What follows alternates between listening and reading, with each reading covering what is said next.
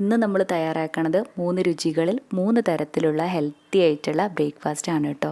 ആദ്യം നമുക്ക് ഏത് ഓട്സാണ് ഏറ്റവും നല്ലതെന്ന് നോക്കാം. ഓട്സിൽ തന്നെ പല വെറൈറ്റീസ് ഉണ്ടെങ്കിലും നമ്മുടെ നാട്ടിൽ ഏറ്റവും എളുപ്പത്തിൽ നമുക്ക് കിട്ടുന്നത് റോൾഡ് ഓട്സും ഇൻസ്റ്റൻറ്റ് ഓട്സും ആണ്. റോൾഡ് ഓട്സ് സ്റ്റീം ചെയ്തിട്ട് കുക്കിംഗ് ടൈമൊക്കെ എളുപ്പമാക്കുന്നതിന് വേണ്ടിയിട്ട് റോൾ ചെയ്തിട്ട് എടുക്കുന്നതാണ്.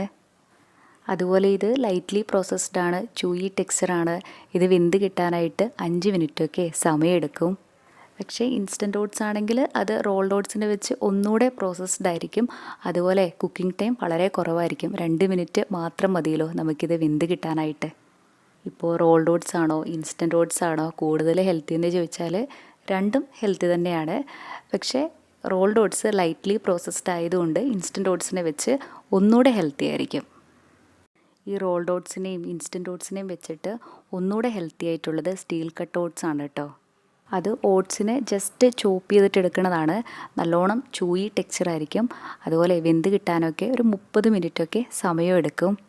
ഒട്ടും പ്രോസസ്ഡ് അല്ലാത്തത് കൊണ്ട് ഏറ്റവും ഹെൽത്തി ആയിട്ടുള്ളത് സ്റ്റീൽ കട്ട് ഓട്സ് തന്നെയാണ്. പക്ഷേ ഈ സ്റ്റീൽ കട്ട് ഓട്സ് നമ്മുടെ നാട്ടിൽ കടകളിലൊക്കെ കിട്ടുമെന്ന് എനിക്കറിയില്ല കേട്ടോ. പക്ഷേ ഓൺലൈനായിട്ട് ഇത് വാങ്ങിക്കാനായിട്ട് കിട്ടും. ഇനി നമുക്ക് ഓട്സ് കൊണ്ടുള്ള ആദ്യത്തെ ഈ ഒരു ബ്രേക്ക്ഫാസ്റ്റ് എങ്ങനെയാണ് തയ്യാറാക്കണമെന്ന് നോക്കാം.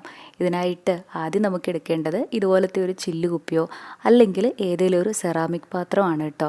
സ്റ്റീൽ പാത്രങ്ങൾ കഴിവതും ഒഴിവാക്കണതാണ് നല്ലത്. ഇനി നമുക്ക് എടുക്കേണ്ടത് 3 ടേബിൾ സ്പൂൺ ഓട്സ് ആണ്. ഞാൻ റോൾഡ് ഓട്സ് ആണ് എടുത്തിട്ടുള്ളത്. ഇതിന് പകരം ഇൻസ്റ്റൻറ്റ് ഓട്സ് എടുത്താലും കുഴപ്പമൊന്നുമില്ല. ഇനി ഓട്സ് നമ്മളിതായി എടുത്തിട്ടുള്ള ഗ്ലാസ് ജാറിലേക്ക് ഇട്ട് കൊടുക്കാം. ഇനി അടുത്തതായിട്ട് നമുക്ക് എടുക്കേണ്ടത് 1 ടേബിൾ സ്പൂൺ ചിയ സീഡ്സ് ആണ്. ഇത് സബ്ജ സീഡ്സ് അല്ല കേട്ടോ.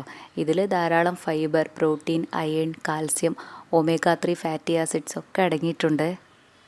ഇതായി ചിയ സീഡ്സ് നമ്മുടെ ഈ ഒരു ഓട്സിലേക്ക് ഇട്ട് കൊടുക്കാം. ഇനി ഇതിലേക്ക് ഒഴിച്ചു കൊടുക്കുന്നത് 80 മില്ലി പാലാണ്. പാലിന് പകരം ആൽമണ്ട് മിൽക്കും ഉപയോഗിക്കാം കേട്ടോ. ഇനി ഇതിലേക്ക് ചേർക്കണത് നല്ല കട്ട തൈരാണ്. ഞാൻ ഗ്രീക്ക് യോഗേർട്ടാണ് കേട്ടോ എടുത്തിട്ടുള്ളത്. ഇതാകുമ്പോൾ ഫാറ്റ് കുറവായിരിക്കും, അതുപോലെ പ്രോട്ടീൻ വളരെ കൂടുതലുമായിരിക്കും. ഇപ്പോൾ നിങ്ങളുടെ കയ്യിൽ ഗ്രീക്ക് യോഗേർട്ട് ഇല്ലെങ്കിൽ ഇതിന് പകരമായിട്ട് നമ്മൾ വീട്ടിൽ തന്നെ തയ്യാറാക്കണ കട്ട തൈരില്ലേ, 2 ടേബിൾ സ്പൂൺ അതെടുത്താലും മതി. ഇനി ഇതെല്ലാം കൂടെ നന്നായിട്ടൊന്ന് യോജിപ്പിച്ച് കൊടുക്കാം. ഇപ്പോൾ കുറച്ച് പേരെങ്കിലും വിചാരിക്കുന്നുണ്ടാവും പാലും തൈരും ഒക്കെ അല്ലേ ഇങ്ങനെ മിക്സാക്കി കൊടുക്കാമെന്ന്. ഇതിൽ ഹെൽത്തി ആയിട്ടുള്ള ബാക്ടീരിയ ഒക്കെയാണുള്ളത്. അതുകൊണ്ട് തന്നെ ഇത് കഴിക്കണത് ഒത്തിരി നല്ലതാണ്. നമ്മളിവിടെ തയ്യാറാക്കുന്നത് ഓവർനൈറ്റ് ഓട്സ് ആണ്. ഇനി ഇതൊന്ന് അടച്ചു വെച്ച ശേഷം 12 മണിക്കൂർ നേരം ഫ്രിഡ്ജിൽ എടുത്ത് വയ്ക്കാം. രാത്രിയിൽ നമ്മളിത് ഇതുപോലെ വെച്ച് കഴിഞ്ഞാൽ രാവിലെ ആകുമ്പോഴേക്കും ഇത് നന്നായി തന്നെ കുതിർന്ന് കിട്ടിയിട്ടുണ്ടാവും. രാവിലെ ആയപ്പോഴേക്കും ഞാനിത് ഫ്രിഡ്ജിൽ നിന്ന് എടുത്ത് പുറത്ത് വെച്ചിട്ടുള്ള ഓട്സ് ആണ് കേട്ടോ. ഇതിപ്പോൾ നന്നായി തന്നെ കുതിർന്ന് വന്നിട്ടുണ്ട്. ഇനി ഇതൊരു ബൗളിലേക്ക് മാറ്റാം. ഇനി ഇതിലേക്ക് ചെറുതായിട്ട് അരിഞ്ഞെടുത്തിട്ടുള്ള കുറച്ച് ആപ്പിളും ഈന്തപ്പഴവുമാണ് ഇട്ട് കൊടുക്കുന്നത്. ഇത് തന്നെ ചേർക്കണമെന്ന് ഒരു നിർബന്ധവുമില്ല. ഈ സമയം നമുക്കിതിലേക്ക് ഇഷ്ടമുള്ള ഫ്രൂട്ട്സൊക്കെ ചേർക്കാം. അതുപോലെ നല്ല മധുരമൊക്കെ വേണമെന്നുണ്ടെങ്കിൽ 1-2 ടീസ്പൂൺ തേനും ഒഴിച്ചു കൊടുക്കാവേ. ഞാൻ സാധാരണ ഈ ഒരു രീതിയിലാണ് ഓവർനൈറ്റ് ഓട്സ് തയ്യാറാക്കാറ്. നമ്മൾ മിക്കവാറും ഓട്സ് വെച്ചിട്ട് സ്മൂത്തിയൊക്കെ തയ്യാറാക്കാറില്ലേ, അതിനെ കഴിഞ്ഞും ഒന്നുകൂടെ ഹെൽത്തി ആയിരിക്കും കേട്ടോ ഓവർനൈറ്റ് ഓട്സ് കഴിക്കണത്. ഇതുവരെ ഈ രീതിയിൽ ഓവർനൈറ്റ് ഓട്സൊക്കെ തയ്യാറാക്കി നോക്കിയിട്ടില്ലെങ്കിൽ ഒരു തവണ ഇങ്ങനെയൊന്ന് ചെയ്ത് നോക്കണേ. ഇതാകുമ്പോൾ ഒന്നുകൂടെ ഹെൽത്തി ആയിരിക്കുമല്ലോ. ഇനി നമുക്ക് ഓട്സ് കൊണ്ടുള്ള രണ്ടാമത്തെ ഹെൽത്തി ആയിട്ടുള്ള ബ്രേക്ക്ഫാസ്റ്റ് എങ്ങനെയാണ് തയ്യാറാക്കണമെന്ന് നോക്കാം. ഇതിനായിട്ട് ഒരു പാനിലേക്ക് ഇട്ട് കൊടുക്കുന്നത് 1 കപ്പ് ഇൻസ്റ്റൻറ്റ് ഓട്സ് ആണ്. ഇതിന് പകരമായിട്ട് റോൾഡ് ഓട്സ് എടുത്താലും നല്ലത് തന്നെയാണ്. ഇനി ഇത് ലോ ഫ്ലെയിമിൽ വെച്ച് നന്നായിട്ടൊന്ന് റോസ്റ്റ് ചെയ്തിട്ട് എടുക്കാം. ഓട്സൊക്കെ നന്നായിട്ട് റോസ്റ്റായി കഴിഞ്ഞാൽ ഇത് വേറൊരു പാത്രത്തിലേക്ക് മാറ്റാം. ഇനി നമ്മൾ ഇതേ പാനിലേക്ക് ഇട്ട് കൊടുക്കുന്നത് 1/2 കപ്പ് ചെറുപയർ പരിപ്പാണ്. ഇതും നന്നായിട്ടൊന്ന് റോസ്റ്റ് ചെയ്തിട്ട് എടുക്കാം.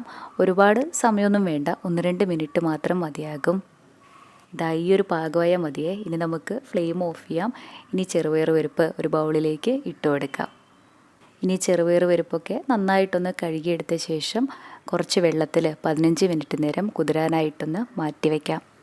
ഈ ചെറുപയർ പരിപ്പ് പെട്ടെന്ന് വെന്ത് കിട്ടാനായിട്ടാണ് നമ്മളിത് വെള്ളത്തിൽ കുതിർത്തിയിട്ടെടുക്കണത്. നല്ലപോലെ ഇത് കുതിർന്ന് കഴിഞ്ഞാൽ ഈ എക്സ്ട്രാ വെള്ളമൊക്കെ ഒന്ന് കളഞ്ഞ ശേഷം കുക്കറിലേക്ക് ഇട്ട് കൊടുക്കാം.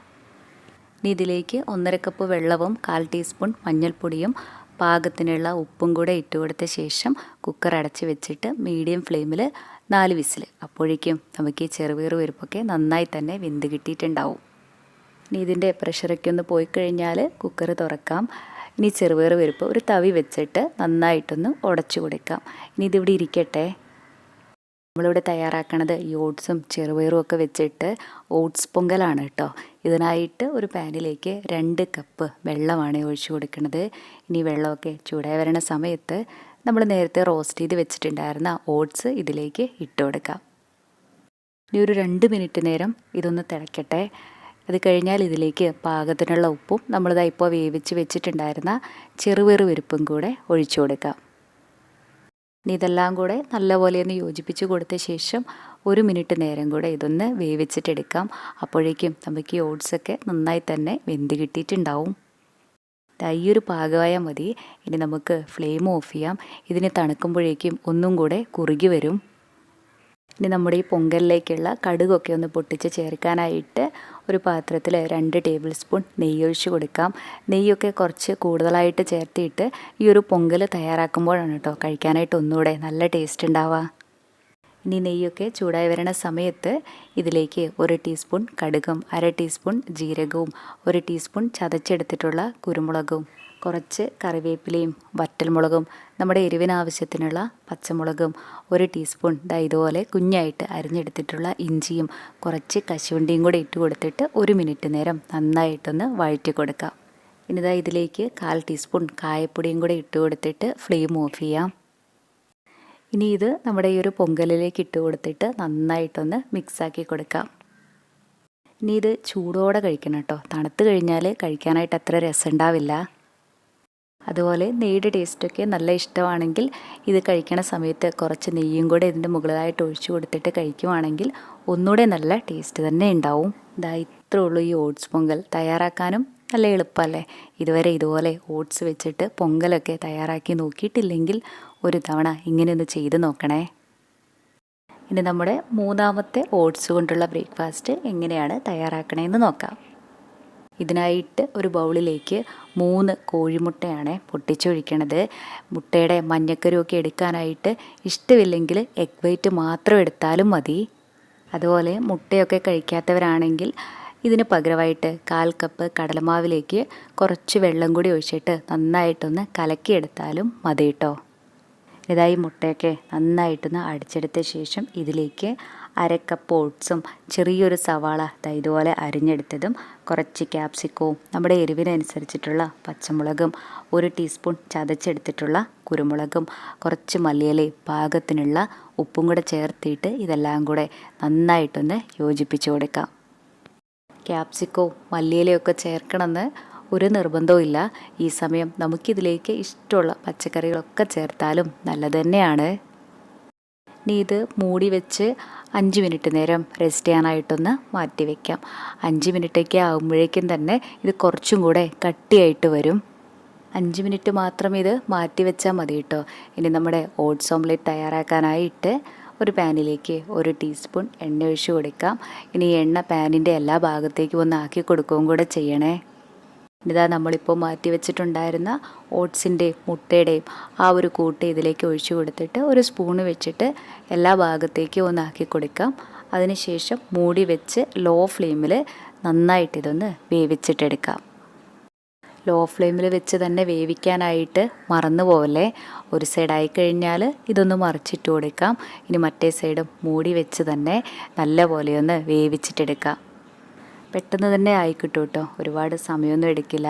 2 സൈഡും നന്നായിട്ട് വെന്ത് കഴിഞ്ഞാൽ ഫ്ലെയിം ഓഫ് ചെയ്യാം. ഇനി ഇത് സെർവിങ് പ്ലേറ്റിലേക്ക് മാറ്റാം. ഇത്രേ ഉള്ളൂ നമ്മുടെ ഈ ഒരു ഓട്സ് ഓംലെറ്റ്. ഇതും തയ്യാറാക്കാനായിട്ട് നല്ല എളുപ്പമല്ലേ. അതുപോലെ ഇത് കഴിക്കാനായിട്ടും നല്ല രുചിയാണ്. ഇതുവരെ ഓട്സൊക്കെ വെച്ച് ഇങ്ങനെ ഓംലെറ്റൊക്കെ തയ്യാറാക്കി നോക്കിയിട്ടില്ലെങ്കിൽ ഒരു തവണ ഇതുപോലെയൊന്ന് ചെയ്തു നോക്കണേ. അതുപോലെ ഈ വീഡിയോ ഇഷ്ടപ്പെടുവാണെങ്കിൽ കൂടുതൽ ഹെൽത്തി ആയിട്ടുള്ള നല്ല റെസിപ്പീസിനായി നമ്മുടെ ഈ ചാനൽ സബ്സ്ക്രൈബ് ചെയ്യാനും മറക്കല്ലേ കേട്ടോ. താങ്ക്